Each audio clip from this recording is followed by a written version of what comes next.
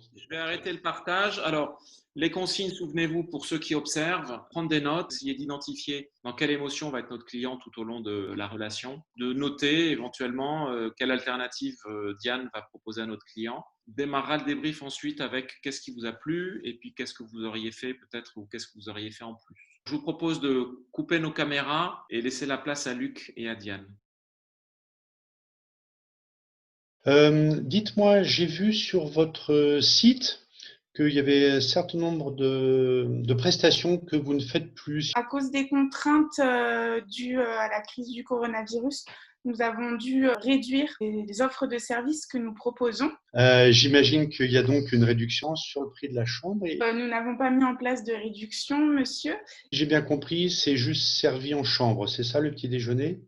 Exactement. Nous Oui, avons, oui, ça veut dire que je vais être obligé de choisir à l'avance. Ça veut dire que si je veux me resservir comme on fait sur un buffet, je peux pas. malheureusement, monsieur, avec les contraintes, nous sommes obligés de réduire le service. Ah, malheureusement, c'est ça. Mais c'est bien ce que je vous dis. Malheureusement, vous réduisez le service et malheureusement, je ne vois pas la même réduction sur le prix de la chambre. Je trouve ça effectivement très malheureux. Eh bien, nous faisons tout ce que nous pouvons pour garantir la sécurité de nos employés et de nos clients.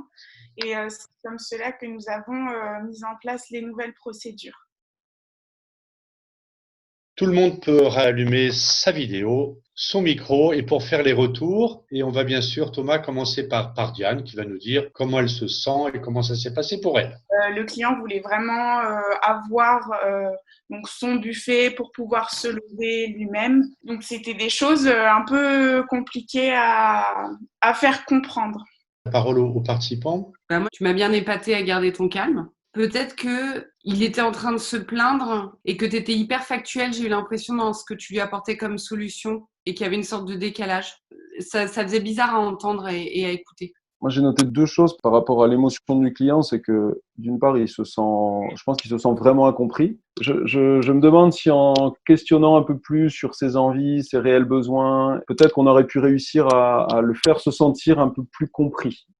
Moi, je te conseillerais de recevoir les émotions du client, les mettre sur la table, lui dire j'ai bien compris. Ça lui permet de comprendre que tu as compris qu'il n'était pas content à cause du tarif. D'accord. En fait, tant que tu n'as pas compris le message, il va revenir, il va revenir, il va revenir. Puis après, il y avait notre fameuse bibliothèque d'alternatives. Le fait de prévoir un parcours jogging si effectivement votre salle de fitness est fermée.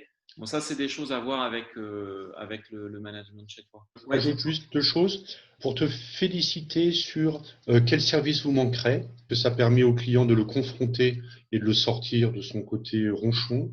Et puis, le client que je jouais s'est moqué de toi sur le malheureusement, malheureusement.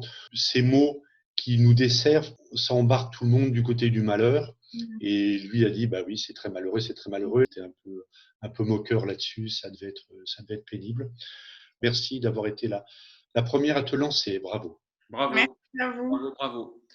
Alors, qui voudrait faire une deuxième situation? Je crois que c'est Nathalie qui avait fait signe.